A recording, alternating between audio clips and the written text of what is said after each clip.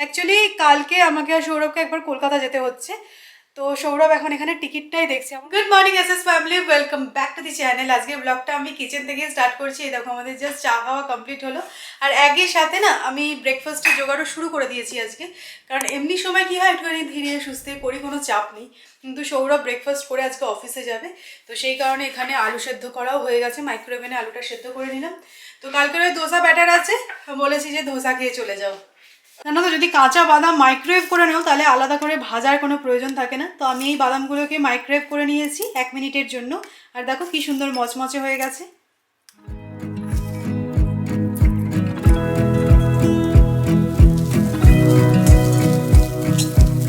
আজকে সাম্বার টাম্বার কিছু বানাইনি, শুধু এই আলুর পুরটা বানালাম। এটা দিয়ে খেতেও কিন্তু খুব ভালো লাগে। দেখো রেডি হয়ে গেছে। না, আজকে আমি সত্যি সত্যি অফিসে যাচ্ছি, একদম স্নান টান সেরে নিয়েছি, জামা কাপড় পরে নিয়েছি, আর ল্যাপটপ নিয়েও যাবো। তোমরা আগের দিন অনেকে ধরেছিলে যে সৌরভ অফিস যাচ্ছ, সৌমিকে ব্লাফ দিলে সে তো ঠিক আছে, কিন্তু ল্যাপটপ ছাড়া বেরিয়ে গেলে ওটা একটা ভুল হয়ে গেছে, যদি ম্যাডাম বুঝতে পারিনি। তো আমাদের ল্যাপটপগুলো যে কি হচ্ছে কে জানে, একে নিয়ে এখন যাবো। যতই চার্জ দিচ্ছি না কেন, কিছুতেই স্টার্ট হচ্ছে না। তো ফ্রাইডে থেকে এই প্রবলেমটা হচ্ছে, বাট ফ্রাইডে আমি আর যাইনি, বিকজ যে টিম করে আর কি এই কাজগুলো করে তাদের সাথে ঠিকঠাক করে কানেক্ট করতে পারিনি। তো আজকে আগে থেকে বলে রেখেছি ফটাফট যাবো। যাই না, এটাই ঠিক হবে কি রিপ্লেস করে দেবে সেটা দেখা যাক।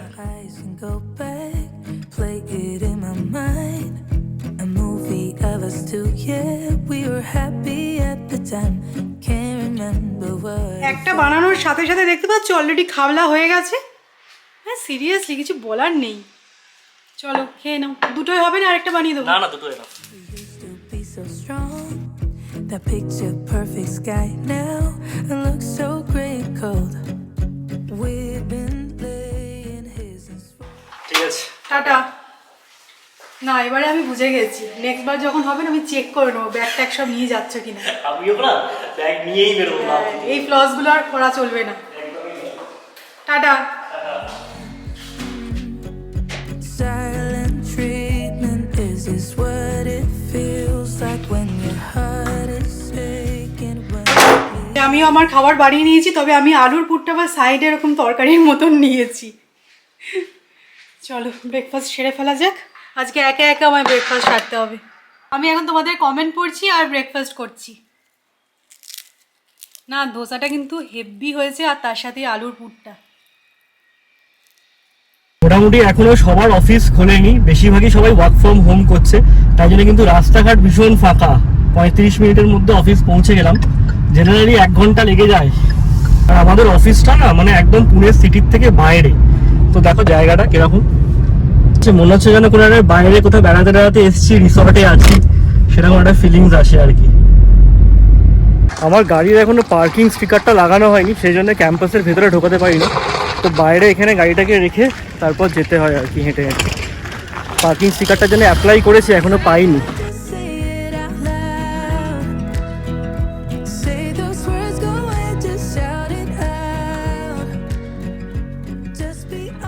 আজকে সকালবেলা অ্যাকচুয়ালি গাছেদের জল দেওয়া হয়নি। সৌরভ বেরোবে, ওই একটা তাড়া ছিল। তোমাদেরকে একটা জিনিস দেখাবো, দাঁড়াও। তোমাদের হয়তো মনে থাকবে এই গাছটা বহুদিন আগে মহাবালেশ্বর থেকে ফেরার সময় নিয়েছিলাম। হলুদ হলুদ ছোট্ট ছোট্ট ফুল ছিল, দেখতে খুব ভালো ছিল। বাড়িতে আসার পর 2-4 দিন ফুলটা ছিল, তারপরে সব যে ঝরে গেল, আর এত দিনেও ফুল আসেনি। বাট ফাইনালি দেখো কুড়ি বেরোচ্ছে, ছোট্ট ছোট্ট, দেখতে পাচ্ছ? খুব ভালো লাগে জানো তো গাছগুলো যখন এরকম হেলদি থাকে। আর কালকে অপরাজিতা গাছটা কীভাবে সৌরভ নিয়ে আসলো তোমাদেরকে দেখানোই হয়নি। তো আমি একটা লাঠির মধ্যে এরকম বেঁধে দিয়েছি, আর গাছটাকে না কাটিং করে দিয়েছে, আর এখানে একটা কি সারও দিয়ে দিয়েছে। হোপফুলি ভালো হবে বলছে। নিচ থেকে যখন পাতা বেরোবে, ঝাঁকড়া হবে গাছটা, তখন বেশি ভালো লাগবে দেখতে।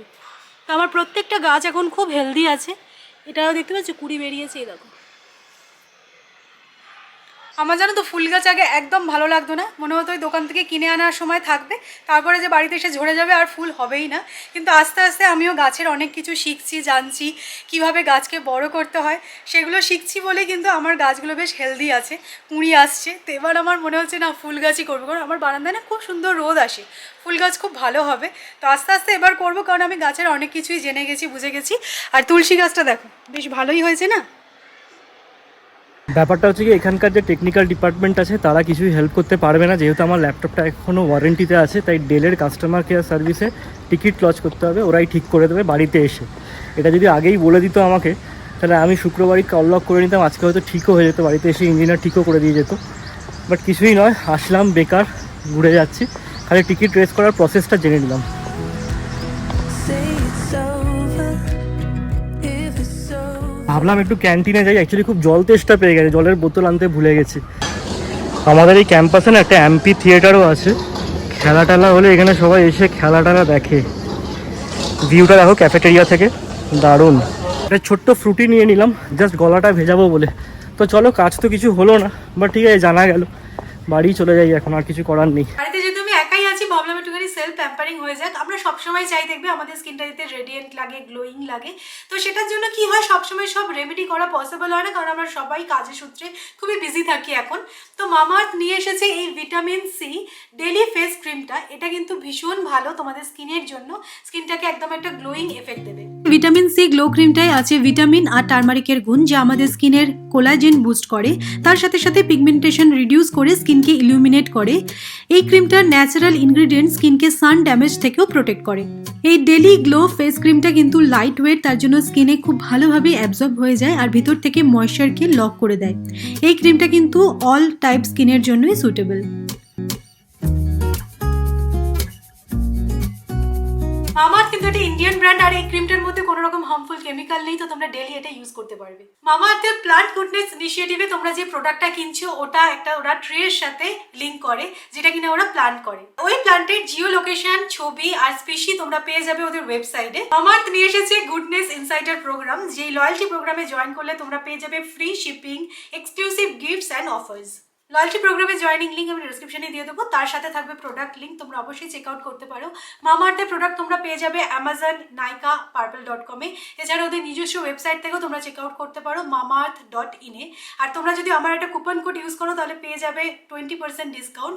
আমার কুপন কোড হচ্ছে IVS 2022। এছাড়াও মামাআর্থ লঞ্চ করেছে নিজস্ব অ্যাপ, তোমরা সেখান থেকেও কিন্তু প্রোডাক্ট চেক আউট করতে পারো। সৌরভকে কল করলাম, বললো এই জাস্ট আমি বেরোচ্ছি, মানে মিনিমাম 1 ঘন্টা এখনো আসতে লাগবে।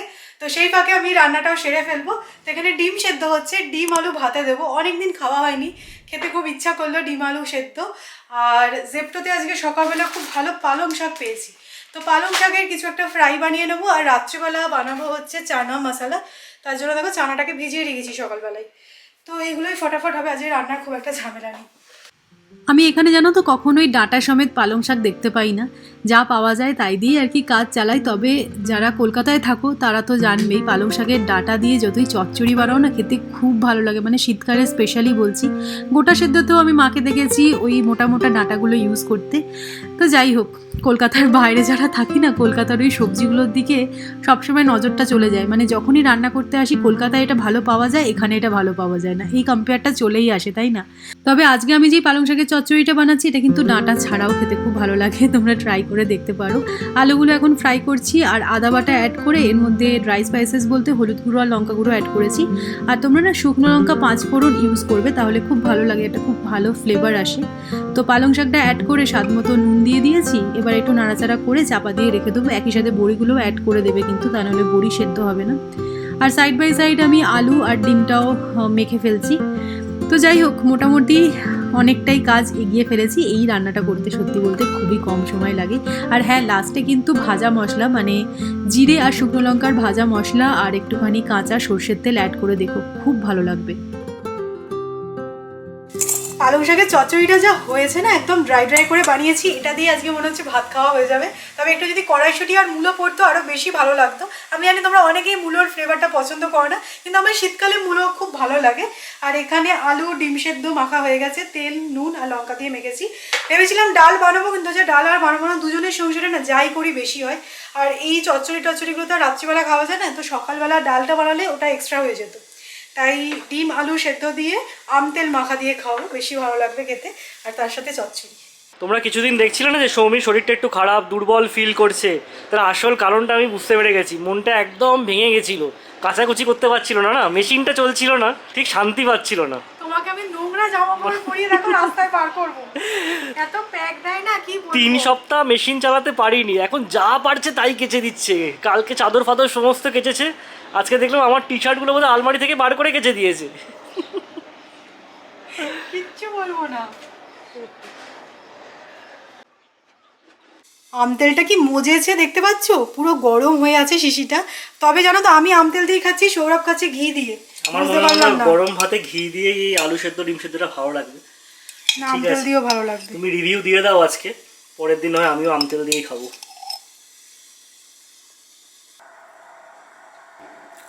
না আমতেল দিয়ে কিন্তু মন্দ লাগছে না, ঘি দিয়ে বেটার লাগবে। হতে পারে, তুমি মিস করলে একটুখানি বলতে পারি। আঙুর ফল টক নাকি ওরকমই আমাকে শুনে লাগছে। সত্যি খুব ভালো লাগছে, আমতেলটা সত্যি খুব ভালো হয়েছে। একদিন আমতেল দিয়ে মুড়ি মাখা খাবো। এই ব্যালেরিনাটা জানো কতদিন পর আমি পরলাম, এডিনবরা থেকে কিনেছিলাম, তোলা তোলা করেই পরি, কারণ পিঙ্ক কালারের তো যদি খারাপ হয়ে যায়। তো এবার আমি কলকাতা থেকে ইনফ্যাক্ট এটা নিয়ে এসেছি, কলকাতাতেই পরেছিল এতদিন। তো ভাবলাম ঠিক আছে আজকে পরে একটুখানি হাঁটাচলা করা যাক, অনেকদিন দেখবে জুতো না পরলে না হার্ড হয়ে যায়। তো যাই হোক এখন আমি আর সৌরভ বেরোচ্ছি, সানগ্লাসটা আনতে হবে, যদিও ওটা আমার খুব একটা পছন্দের সানগ্লাস নয়, তাও পয়সা দিয়ে কিনেছি। কলকাতা থাকতেই ওরা ফোন করেছিল সফা স্টপে, তো ওরা ফোন করে বললো যে আপনারটা রেডি হয়ে গেছে নিয়ে নিন। তারপরে তো আর নেওয়া হয়নি, ওখানে ছিলাম বলে। এখানে এসেও খবর আমি কি হাঁপাচ্ছি, এখানে এসেও আর আনতে যাওয়া হয়নি। তো চলো ওটাই নিয়ে আসি, বিকেলবেলা বাড়িতে বসে থেকে আর কী করবো, কোথাও একটুখানি বেরোই।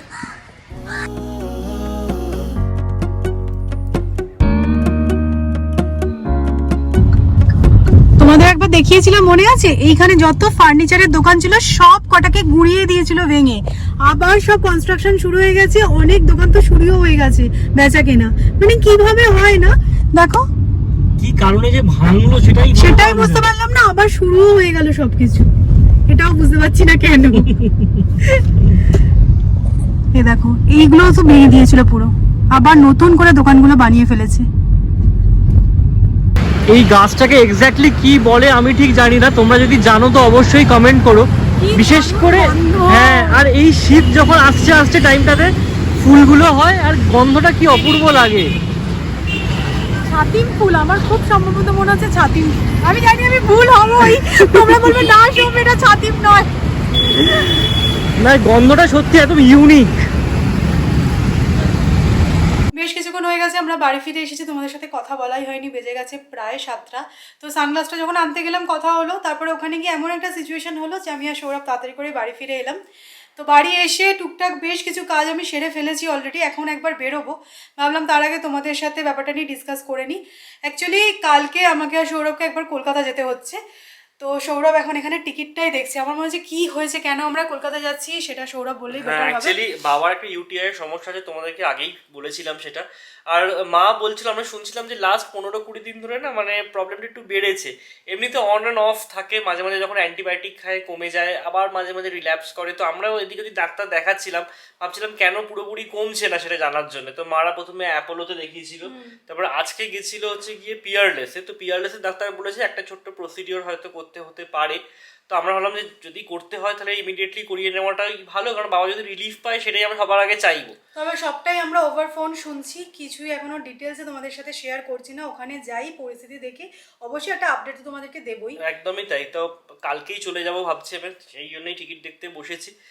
আর টিকিট কাটা হয়ে গেলে আবার বেরোবো। ভাবছিলাম বলো তো ইউটিআই সমস্যা, তো মানে অনেকেই বলছিল আমাদেরকে যে এটা পুরোপুরি নির্মূল হয় না, কখনো কখনো কমে কখনো কখনো বাড়ে। আমরা ভাবছিলাম সেটাই হয়তো হচ্ছে, কিন্তু মেজার যে হয়ে গেছে ব্যাপারটা অতটা বুঝতে পারিনি। আর অ্যাপোলো তো ডাক্তার না সমস্ত ওই প্রস্টেটের টেস্ট সমস্ত কিছু করিয়েছিল, ইউএসজি করিয়েছিল, সেগুলো তো নর্মাল ছিল। সেটা দেখে অনেকটা নিশ্চিন্ত ছিলাম, ঠিক আছে প্রস্টেটের সমস্যা মেনলি এই বয়সকালে এসে হয়, বাট সেটাও কোনো কিছু হয়নি। তো কি হচ্ছে না হচ্ছে সেটা বোঝার জন্যই মারা ইনভেস্টিগেশন করছিল আরো। তো যাই হোক কালকে যাই, তারপর গেলে পুরো ব্যাপারটা আরো ভালো করে বুঝতে পারবো। আর মাও একটু পাজল হয়ে গেছে, যেটা হওয়াটা স্বাভাবিক। দিদি আছে মায়ের সাথে, যদিও এই ডাক্তার দেখাতে যাচ্ছে, দিদিও যাচ্ছে, বাট আমি গেলে আর একটু ভরসা পাবে আশা করছি। তো কালকেই চলে যাচ্ছি। অ্যাকচুয়ালি মানে একদমই ঠিক ছিল না সবকিছু, তাই জন্য সৌমিও বলছে যে সমস্ত কিছু গুছিয়ে নিয়ে আমাদের বেরোতেও হবে। আর তোমাদেরকে একটা কথা বলি যে তোমাদের যদি কখনো এরকম এমার্জেন্সিতে টিকিট বুক করতে হয় তো স্কাই স্ক্যানার ওয়েবসাইটটা চেক করো, অনেক ডিলস পাওয়া যায়, অনেক চিপে টিকিট অনেক সময় পাওয়া যায়। তো কেন বেরোবো পরে বলছি, তার আগে টিকিটটাকে কাটা হয়ে যায়, টিকিটটা ফার্স্টে কেটে নিই। একদম। আজকে এখানে কি আছে এক্স্যাক্টলি আমি জানি না, বাট প্রচুর পরিমাণে বাজি ফাটছে, প্রচুর আওয়াজ। তো যাই হোক টিকিট কাটা হয়ে গেছে, টিকিট কেটেছি কালকে সন্ধ্যে 6:05 ইন্ডিগোর ফ্লাইট। অ্যাকচুয়ালি সকালবেলা কাটবো প্রথমে ভাবছিলাম, তারপরে আমরা দুজনেই ডিসাইড করলাম যে আমাদের এখানেও গোছানি করার অনেকটা বাকি আছে, মাসিকেও খবর দেওয়া হয়নি, তাই সন্ধ্যেবেলা যাওয়াটাই বেটার হবে। তার মধ্যে আজকে আবার সৌরভের কি হয়েছে বলতো, পেট খারাপ। হ্যাঁ সত্যি পেটটা না বড্ড মানে কেমনটা কামড়াচ্ছে, কি খেয়ে হলো ভগবানই জানে। দুজনে তো সেম জিনিস খেয়েছি, আমার কিছু প্রবলেম হয়নি, আমি তাই ভাবছিলাম যে কি এমন খাওয়া হলো। তা সৌমিকে বলে ওটা নুন চিনি ভিজিয়ে দাও, নুন চিনির জল খাই, সব না কেমন জানি হয়ে যাচ্ছে, গোলমাল হয়ে যাচ্ছে। বেসিক্যালি আমি আর সৌরভ এখন যাচ্ছি একটা সুটকেস কিনতে। আগেরবার যখন কলকাতা থেকে আসলাম তো আমাদের কাছে 2টো চেক ইন লাগেজ ছিল, তো আসার পরে দেখো সাথে সাথে তো আর লাগেজ পুরো খালি করে লফটে ওঠানো সম্ভব হয় না। তো মাসি এসে বললো দিদি তোমার কাছে যদি এরকম একটা সুটকেস থাকে আমাকে দিও। তো আমিও ভালোবেসে একটা সুটকেস দিয়ে দিয়েছিলাম। আমি তো জানতাম না যে এরকম সাডেনলি যেতে হবে কলকাতা, ভেবেছিলাম পরে পরে যখন যাবো, তোমাদের বলছিলাম না ডিসেম্বরে হয়তো আমাদের যেতে হতে পারে, তখন একটা সুটকেস আমি আগে থেকে গিয়ে কিনে আনবো। তো ঠিক আছে এখন যেতে হচ্ছে আর কি। লাইটগুলো নিলাম, চলো।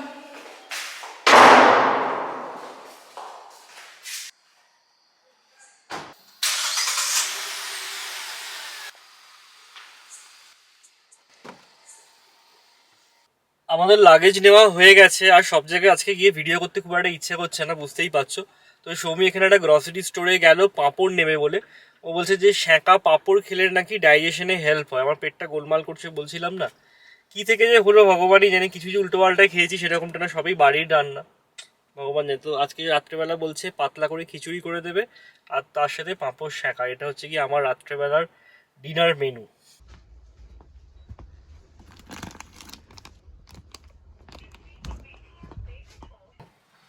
পেয়েছো? এটাই তো আমরা খাই। লিজ্জাত পাঁপড়, ঠিক আছে।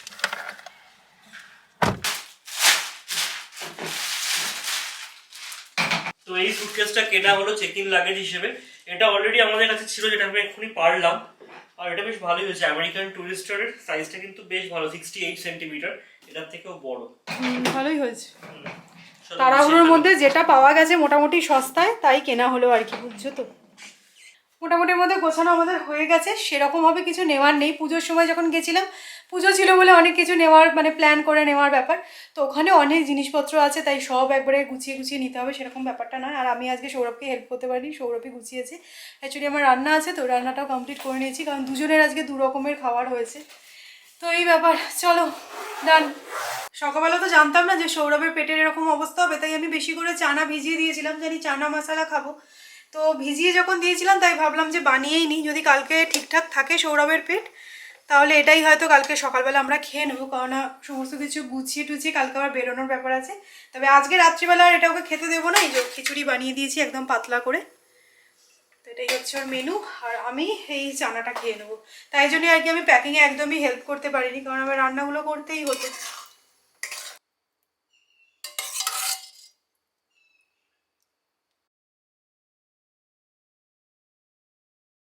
দেখো কোইন্সিডেন্স কিনা জানি না, কালকেই তোমাদেরকে বলছিলাম যে আমাদের দুজনেরই বাবা মায়ের বয়স হয়েছে, এখানে থাকাটা কত ইম্পর্টেন্ট। তো আজকেই দেখো তো হাতে নাতে প্রমাণ পেয়ে যাওয়া বলে না, সেরকমই হলো। তো কালকে চলে যাচ্ছি আমরা কলকাতায়। প্রে করে যেন সব কিছু ঠিকঠাক করে হয়ে যায়।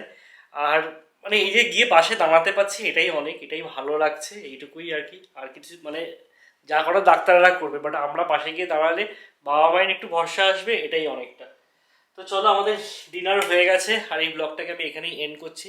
যদি ভালো লেগে থাকে তাহলে অবশ্যই করে লাইক করো, শেয়ার করো, আর যারা নতুন দেখছো প্লিজ চ্যানেলটাকে সাবস্ক্রাইব করে দিও। Good night.